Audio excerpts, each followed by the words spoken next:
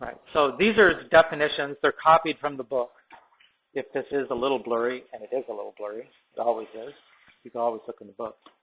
But I think most of you guys have better eyes than me, so maybe it's not as blurry to you as it's to me. Okay. So notice that in the diagram, what we're saying is now we're not just confined to the first quadrant. This point is depicted as being in the second quadrant, but it could be anywhere. And it's got coordinates of x, y. The length of the segment that goes from the origin to that point is labeled with an R. You could think of it as probably R for radius. Now, if I drew in the triangle, made myself a little right triangle like that, then this side of the triangle would have an x coordinate, this side would have a y coordinate. And in order to find the length of R, I would use Pythagorean theorem, the square root of x squared plus y squared. Okay, so we almost always have to find R when we get started.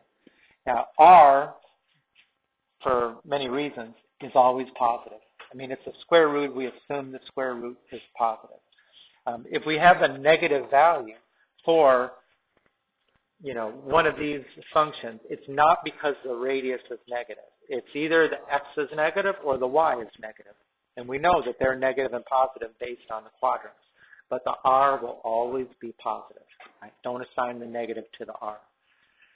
Right? Now, once we've got these all labeled, right, that's the R, X, Y, and R, then these definitions are kind of just like opposite over hypotenuse, adjacent over hypotenuse. Right? Sine is Y over R, opposite over hypotenuse. Cosine is adjacent over hypotenuse, X over R. Tangent is still Y over X. Didn't need the R for that. Right? Secant is R over X. Cosecant is R over Y. I mean, this is consistent even with unit circle, right? If this R happened to be 1, then we would be on the unit circle with our point. And then the sign would be Y over 1, or just Y. That's what we used before when we were on the unit circle. So on the unit circle, the only difference is all of these R's equal 1.